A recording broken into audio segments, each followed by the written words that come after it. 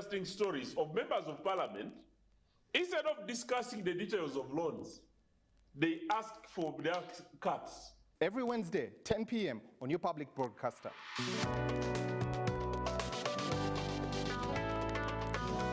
All on your public broadcaster, UBC, inspiring Uganda. Live from UBC Studios in Kampala, this is Good Morning Uganda.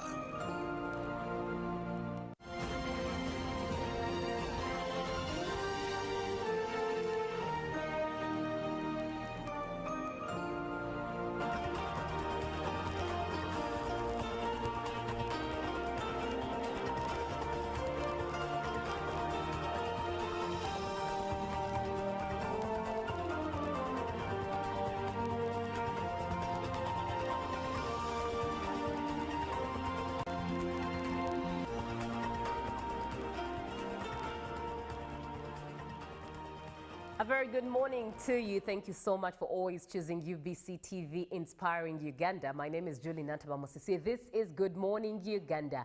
And last week, about 114 or even more picked up nomination forms to contest as presidential aspirants. Quite a number in their 20s, Gen Zs taking on the mantle, and a few in their 30s. But we also have to look at a case in point during the NRM nomination process when two young gentlemen took the mantle to go pick up their nomination forms as had wanted to challenge President Yoweri Kaguta Museveni as the NRM flag bearer in the presidential race come 2026. But when we look at other parties just outside of NRM, looking at the National Unity Platform, youth actually take the majority when it comes to contesting in Uganda's election process. So why not look at the role of the youth in active politics?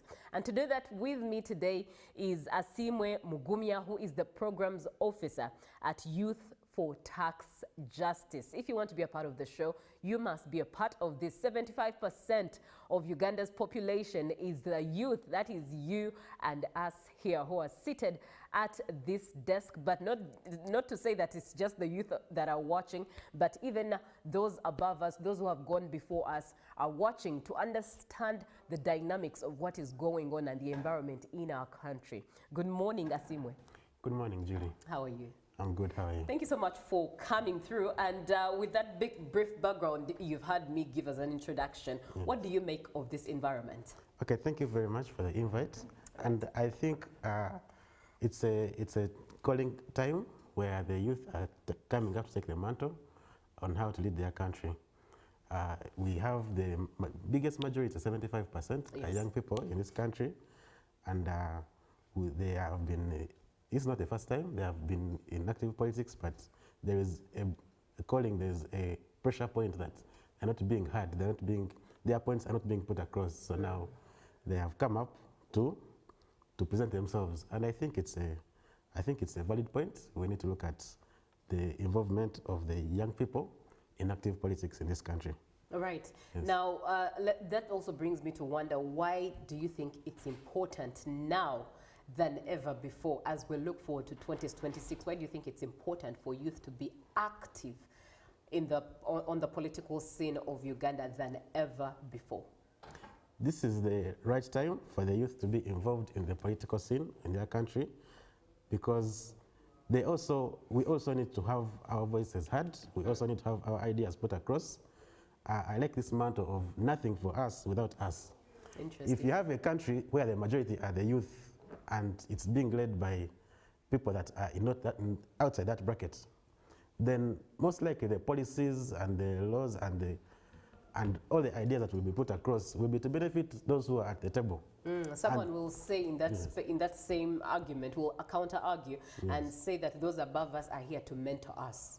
We can't do it without learning from those who have been before us. Exactly. There's been a good time, there's been ample chance to learn. Right. And now this is the time now to put in practice what we have learned. Because you see, learning is, if you learn forever, when do you ever get a chance to practice what you've been learning? So I think it's a good thing for young people to come up and show their interest in the active politics of their country. And not only in the contesting, picking up of nomination forms, we have other ways through which we can have these young people come up and show that they are concerned about their country. And I think it's a good thing. It's important that you actually say that, because for many young people, it looks like participating, being in active politics and on the scene actively involves just picking up nomination forms. But perhaps do shed light on how best they can be involved on the political scene. Thank you for that question, Julie. There's more than one ways, definitely, for any young person out there to be involved in the management of their country. Give, for instance, Uganda has a population of about 42 million people, and 75% of that is young people. So you cannot have 42 million presidents. It's just clear mathematics. But you can have, there are other forms, there are other ways, there are other positions where young people can contest. Yes, we commend those who were brave enough, who took on the mantle, who did what most consider to be the impossible, and went and showed interest.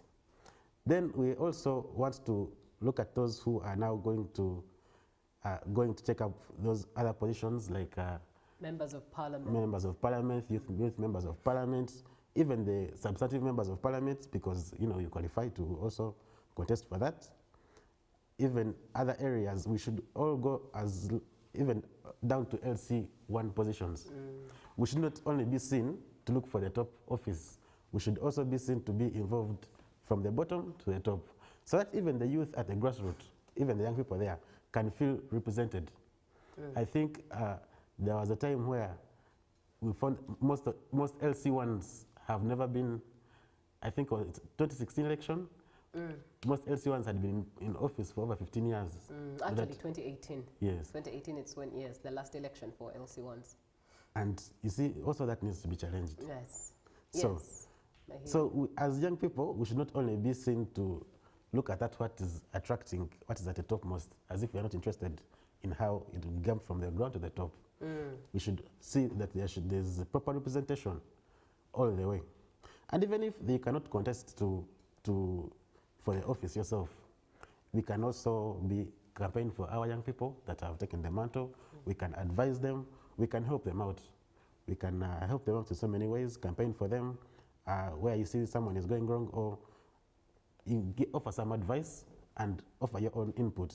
And even after the elections, the political cycle does not stop after the elections. The leaders that we will have elected, we need to hold them accountable. We need to put them to the task. Where they go wrong, we need to show our voice as young people that, look here, yes, we love you, we elected you into this office, but please, this is not right, you can do it like this. We need to show a proper interest in the management of our country, and I think it's the right time for that. Right. Now, when you paint the picture of, an LC1 chairperson having stayed in office for donkey years, yes, I'm brought to this thought of experience. We saw what happened last week as people picked up presidential nomination forms as presidential aspirants. And you could tell that many of them did not have the experience whatsoever. Now, I'm not so sure how we are supposed to perceive it, but as youths, you could tell that many of us want these positions, but lack the experience in the political arena. Just in the last election, Katumba, who was a presidential aspirant, he was on the scene. He picked his nomination forms, and indeed he made it to the ballot paper. Yes. But you could clearly tell that he had no experience of a political career. Right now, we see quite a number of young people who have a political career. They've gone through the ranks from probably just being the local council something, or just being an active politician. No particular position whatsoever, but they're active in politics until they've made it as members of parliament and now having positions in parliament itself. And who knows, they might still make it to the top as president. What do you have to say about youths who are the majority now having to go into these positions without the experience? Well, the lack of experience is clearly manifest when you look at how they address the press, how they deal with questions that are put to them. Right. And it is worrying, because now if any one of them, especially the inexperienced ones, is to come out as our next president, then people will ask the question, what kind of Uganda will that be? Yes. But nonetheless, we need to address all these issues as young people. You know, we have the National Youth League, and it has been here for some time. And one of the quite developments I've seen, most of the leadership people that have been occupying the leadership positions in the National Youth League are now contesting either for substantive MPs from where they're coming from or for National Youth MP. And I think that's a good thing, because now you see they have been offering themselves somewhere. We have a background where we can hold them accountable. You see, when you're in the National Youth League, you did this, or you failed to do this, and now we can use that as a stage to challenge them. What are you going to do better when you reach Parliament and things like that? And I think that's a step in the right direction. But where someone is coming up for the first time, ever, and they want the topmost position, there is a worrying trend. Much as it is your right, you must respect that. Even the Electoral Commission came out and said, it is the right of every Ugandan, if you are 18 and above, and you're a registered voter, and you're a citizen, you can pick these nomination forms. But it's not just at the stage of picking nomination forms. There's a whole campaign to go through. There's the electoral season itself. And once even the elections are done, there is life after elections. And we have to plan for all that as young people. So we call upon all the young people out there to not shy away from these positions, despite the lack of experience. We should use these other avenues, like the National Youth League I talked about. There's a position of National Youth MP, to use all these other positions to build yourself, to build your career if you want to make a career in politics. And even if you don't do that, there is LC1, there is all those positions at the local level where someone can even get to serve. You serve your people, and they hold you accountable. You make mistakes, and you're corrected. Right. Yes. Some of the analysts, based off of what happened last week with many youths picking up these nomination forms, I expressed the fact that the removal of the age limit is one of the attributions to what we saw last week. As a youth, how would you argue this out? Would you support this argument from an analyst, or would you say that the removal of age limits is actually a favor for us as youth to take on the mantle? During the process of making the constitution, when the committee thought of putting the age limit there, there must have been reasons why they thought that it was befitting for the age limits to be put in place. And after some time, of course, the community will grow and we discover so many things. And I think also at the point of removing the age limits, there must have been reasons why the parliamentarians at that point thought it wise to remove the age limit. But in my own personal point of view, there should be a timeline. And also there should be more to a timeline. You can't just say, okay, at the age of 35, come. But even then, what have you been doing before 35? I feel like we can go through this point, but still, as a society, as a community, we should have more qualities to hold the topmost position, besides just age and ethics. That's all. Right. Yeah, we should have maybe what have you been doing in your past life, what have you done right. There should be some sort of stiff qualification that is just different from age. You see, age alone does not guarantee maturity. Right. Yes, there's been saying that we have young people who are responsible, and we have old people who are irresponsible. So age alone is not a factor in this. Yes, you'll find young people, youth who are doing very good in their societies where they're coming from. They are being good examples, and I think there is always lists that come out. The 40, under 40. Under 40 and under 30. Yes, and those that have been a real influence in their societies they are coming from. So you just know that age alone is not an issue. Right. But even when you just scrap it off and you make it open, it also attracts a lot of people who just want to come for the show. And yeah, some analysts said it has been turned into a comedy show. So we should have more than you should have stiff qualifications. Right. Yes, it shouldn't be. I don't think it should be the first position, leadership position. Someone has not even become a head prefect in their school, and then they want to come and become president. So Right. there should be more to that. You talk about indeed building a curriculum vitae Yes. along the lines of what you want to pursue, and I'm reminded of 20-year-olds who also picked up nomination forms. And I'm imagining at 20, you're probably at campus year one, or maybe have just finished high school, you're in vacation. That means you've been busy with school, and anyway, perhaps the only qualification you have, the track record of your leadership skills in school. 0709602592 is the WhatsApp number that you should be able to engage and be a part of the conversation. Good morning, Uganda. Thank you for today's topic. I think young people can play a significant role in the political space. Young people play a vital role in active politics by driving change, increasing voter turnout, and building meaningful participation in decision-making processes. They bring fresh perspectives, innovative ideas, and unique understanding of contemporary challenges. Their involvement is crucial for vibrant and resilient democracy, fostering inclusivity and ensuring that the needs and aspirations of future generations are considered. This is Jakisa Timothy Bondia, and a proud Jonam supporter. Thank you so much, Jakisa, for being on the show. Now, Asimwe, from your analysis as a young person, how have young people contributed to the political field in history, looking at the events of history? Well, historically, especially now, like for the case of Uganda, Right.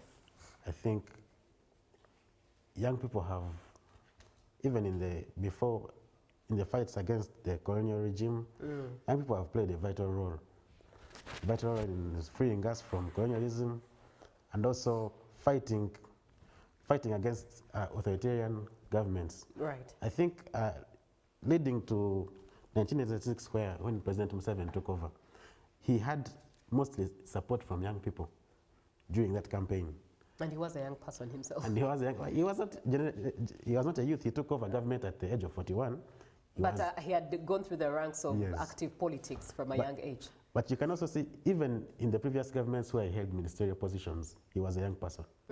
And he had the majority support of young people who were unhappy with the positions, the state in which the country was at the time, Right. to come and now challenge. That is what even Timothy pulled out in that message. If young people sit back and they say, okay, we can't do much, we're just, let the elders take over, we shall not even have our voice out there, and it won't help anyone at that stage. Young people should come out. If you're not happy with something, show that you're not happy with it. If you're happy, show that you support a certain position, so that even the ones that claim to be making decisions for us, they can know, okay, my people are happy with this, my people are unhappy with this. And feedback is good for any leader. Right. Yeah, feedback is good for any leader. Also, we've been having a different problem of low voter turnout. I think in the last general election, the general voter turnout was less than 50%. Imagine the whole country, only less than half of those who can vote voted. And it is a worrying state. Meaning you only have, if the other people had voted, the ones who didn't vote had voted otherwise, those votes could have overturned the election. Right. So voter turnout and being able to pull people to come and vote, and just the exercise of lining up and casting your vote shows that you have a stake in your country. You have made a decision, you can be held accountable to it. Right. And I think when young people involve themselves in such a way, it shows that now they are coming up from sleep and they are showing some interest in their country, which is a good thing.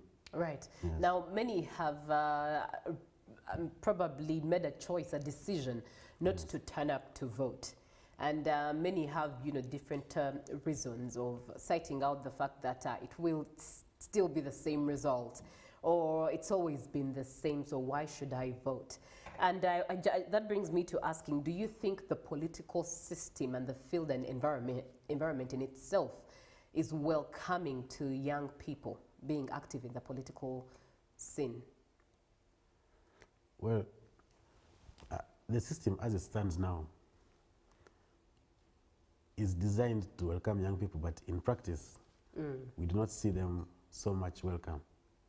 Even when they pick the nomination forms, we're having people who come up and challenge them like, well, now, what are you here to say? You know, you're just 20, you're only 20. Well, it is, much as someone is just only 20, why don't we listen to what they have to say? An opportunity to encourage Exactly, them. yeah. If we don't like it, don't give them your vote. It's as simple as that. It's a democracy. So I feel like the system needs to, our political system needs to grow. And also, historically, most of our elections have been marked by electoral violence. And it's not just only the case of Uganda. We had a very, very bad scenario in our neighboring Kenya, where over 100 people died just during electoral polls. And you see, for someone that cares about their life, it's a worrying state. You see, if I'm going to involve myself, there's a big chance you might lose your life. But also, we need to grow out of this as a society, generally. We need to be more inclusive. We need to find a way of accepting views that we do not, entertaining views that we don't accept. Just listen to the view. If you don't accept it, you go and express your own opposing view. It does not make us enemies just because we do not agree to the same view. And I think that is a development that as a society will help all of us be more inclusive and hear out the views of other people.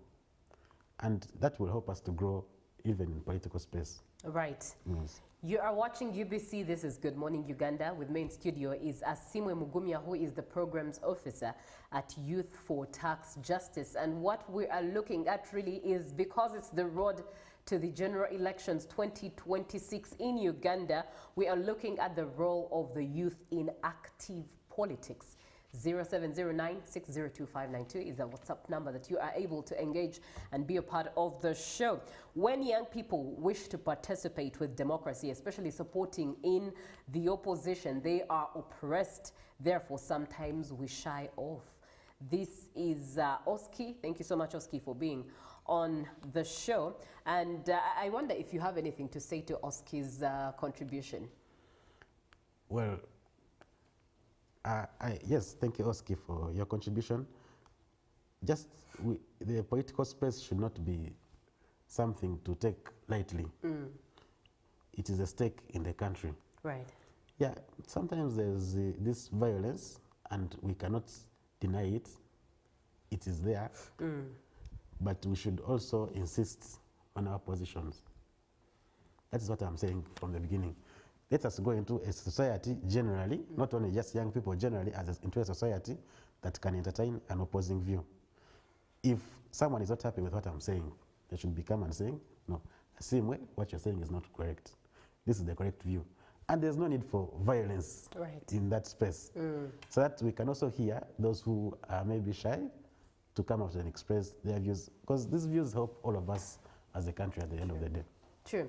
Yes. Good morning, Julie. Isaac Wanzala, Wanzak's Aizo in West Nile, still watching UBC. When we talk about the role of the youth in active politics, it's in either way. One way is on the side of the aspirant, that is the candidate, and voters, electorates. So as an upcoming leader, one should be in position to control and manage his or her people below him. This will help to avoid chaotic politics.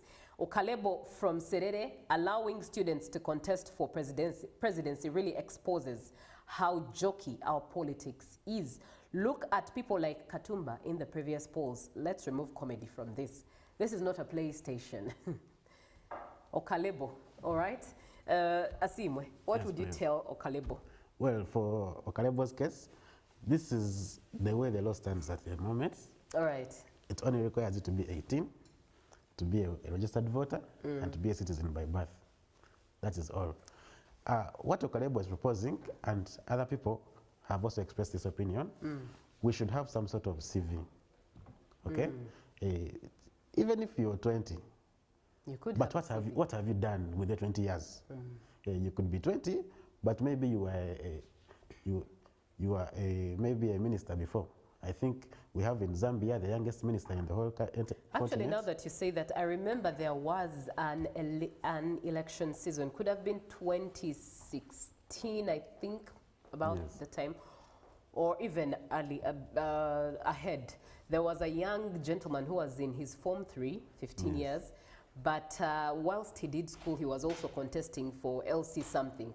At the Exactly. local village. And when you say that, I see a 20-year-old collecting nomination forms because they've actually been active on the local government politics. Exactly, that's what I'm saying.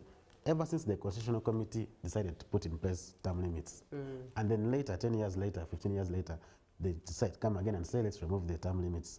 There must have been reasons for all that. But a society keeps growing. Even this is what we are going through, is a learning exercise. So I would humbly propose that in the next, how we look at the Constitution, the next season, we can put in place a CV requirement. Right. What have you done? Even if someone has been a chairperson LC5 in their constituents, if they are old enough to do it, they are qualified, we should have some sort of background to that person before we trust them with the whole entire country. Yes, if someone has not been bold enough to come and lead a village, then how can we be sure that you can lead an entire country? Right. But if there's been some past experience, yeah, if there's been some past, but now that will not be 20, because I think for someone to be at least an LC5 or an MP, they must be at least 18. Right. So if they serve at 18 in Parliament, maybe their first term, they can come for president at 18 plus what, 23? Right. It's still, yeah, they can do it. Right. Yes. That's very, very true. Yes. 0709-602-592 is the WhatsApp number that you are able to engage and share your opinion to be a part of this conversation. Now, Asimwe, let me also look at the significance of the youth vote. Yes. How, what kind of impact do you think it can have? Well, earlier you said over 75% of youth. this country is young people. Yes. Now we have to remove about, I think about over 40% of that who are not yet old enough to vote. They're like 15 and below. So it still remains a huge number.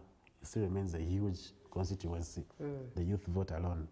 And it can, if a candidate manages to gather that, they can affect the election in a substantial manner. So yes, the youth is a big constituency, and now they are coming up. They are aware of their rights and of their own civic responsibilities to come out and vote and contest for these positions. And I think the youth vote controls a big mandate in how the country can be run. Right. Yes. Now, one of the things we have a problem with as a nation is civic education. Yes. And how best do you think, you have earlier on, just a few minutes ago, just shared that the best way for our youth to be empowered, to be in active politics, is having a curriculum vitae. And I have a feeling that some of these youths just randomly pick up nomination forms because there are many social media informants. There's a lot, in our day and age, we have a lot of social media as the first place for journalism, where people are picking up information. Yes. And most youth, you could find that few of them watch the news at 8 or 9 or 10 p.m. to find out what happened, or even just sit through analytical conversations in regards to politics, but just pick every leaf from the social media platforms. And that is also worrying. So how best do you think civic education can be emphasized to empower youth so as to be active in the political space? Thank you, Julie, for that. I think the best place to have civic education is through schools. Because even in these schools, we have young people contesting for leadership positions in those schools. Right. But even if they not have to go through the leadership positions, we should have programs in schools that teach people about their rights as citizens, about their duties and responsibilities as citizens. We've now, like for me, from the Youth for Tax Justice Network, we've also had challenges informing these young people about their duty to pay the taxes. They feel like they don't have to pay. It's a civic duty as a citizen. So we should have these programs all through school before before someone comes out of school, they should have some knowledge about their rights and responsibilities as a citizen of the country. Right. And also how they relate with other people, not just young people. And if this civic education is involved into our curriculum as at schools at a young level, at an earlier level, then we'll have, input leads to output. So by the time they grow into young adults, they have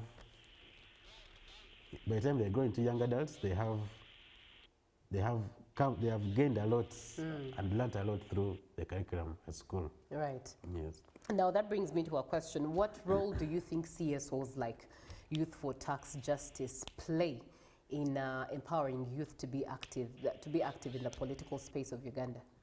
So the civil society, like us, we have been engaging young people in their areas, the institutions of learning, young people in the small businesses where they are usually involved in the businesses that they do, and also in their places of work, even wherever you find them in the communities. We engage them, we first teach them about their duties. For us, we as Youth for Tax Justice Network, we are more interested in tax justice, but there's more to a young person's life than just taxes. Right. There's so many ways they interact with their government. We have this thing called the social contract, right, where as a citizen you pay your government taxes, then you have expectations that you expect out of it.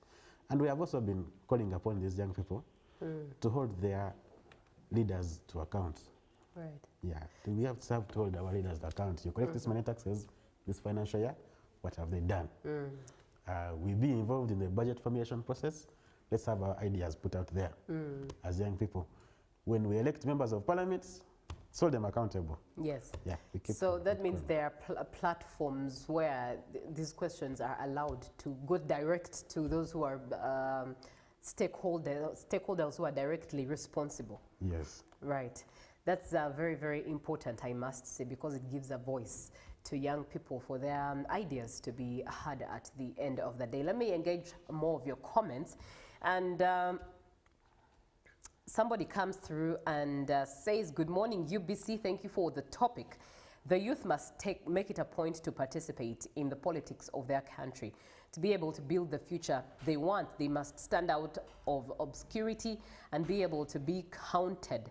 This is Alleluia Kabale. Now, good morning, Uganda.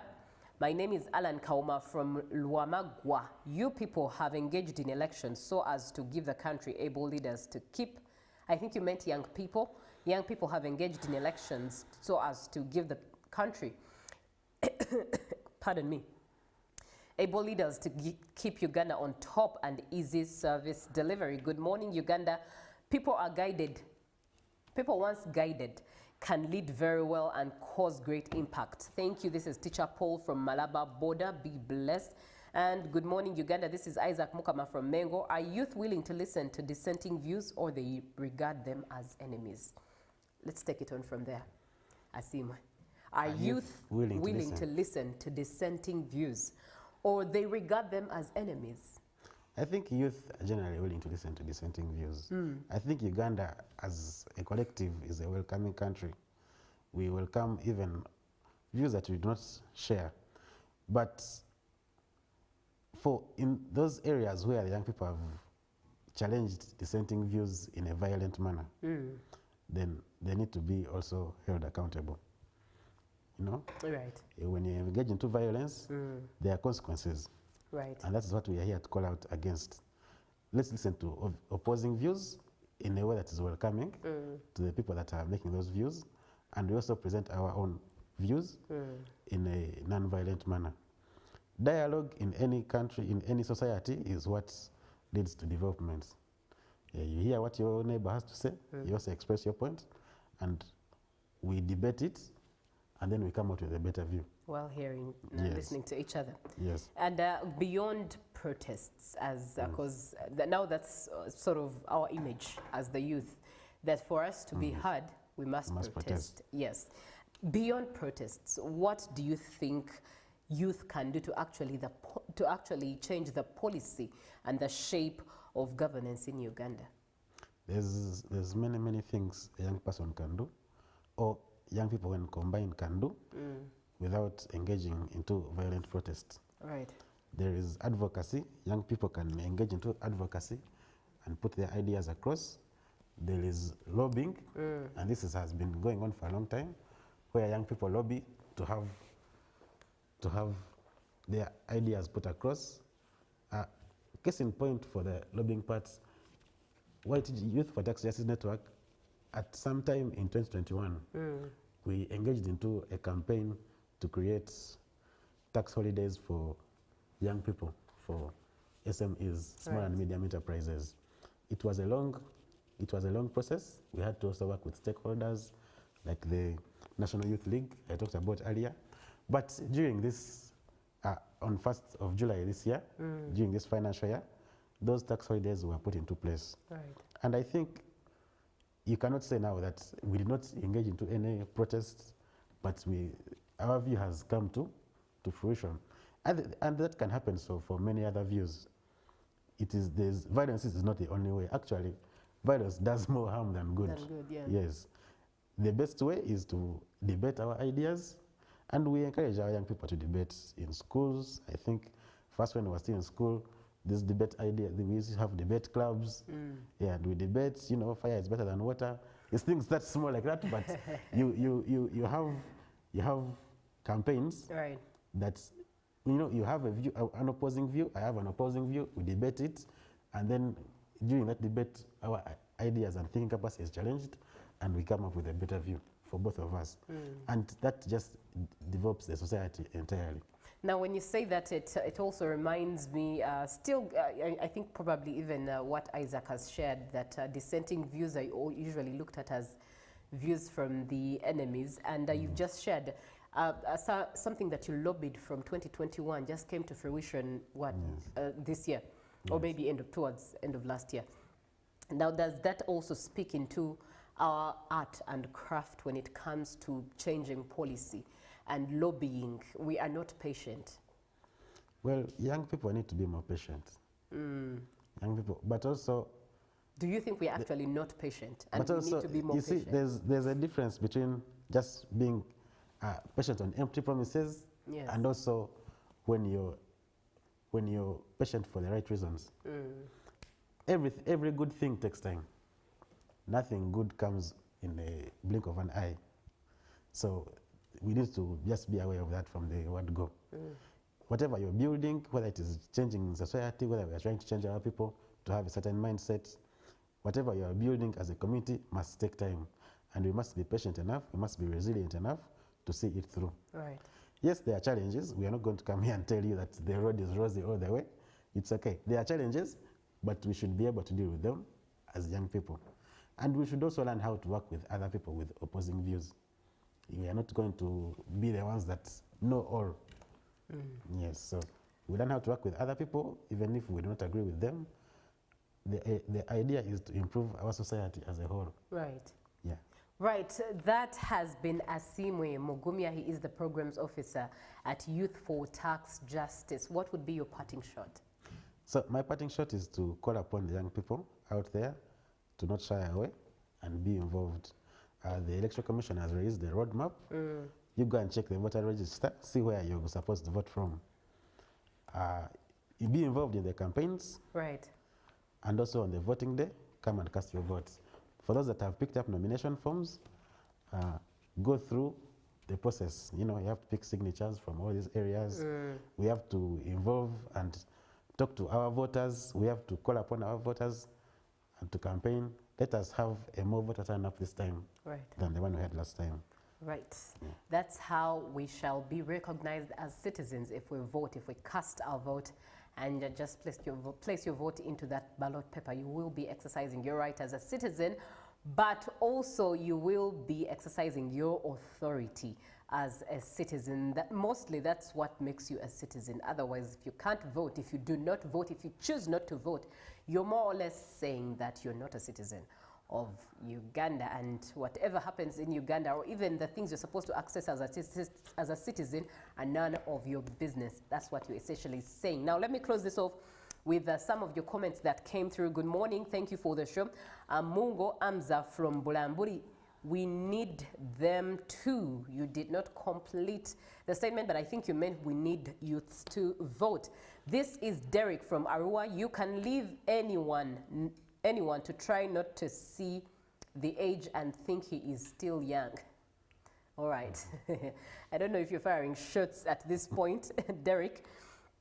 Thank you so much for being on the show. Up next is Ruben with GMU Sports. There's a lot of sports that happened over the weekend and a lot of sports that's happening in the week, starting with today's match of the Chan tournament. South Africa with Uganda. This is very important that we win it as Ugandans. So let's gear up as we support the Uganda Cranes as they face off South Africa. For now, from myself, good morning. Catch you tomorrow. Robert Jarabo will be back with Good Morning Uganda Extra. Good morning.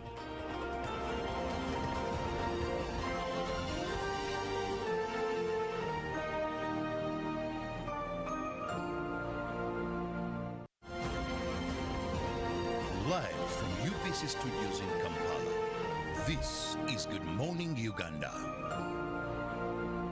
The stage is set, the teams are ready, and your voice could be the difference. Come wave your flag, sing your song, and back your favorite team as they battle for glory in the Total Energies CAF African Nations Championship 2024, right here on home soil.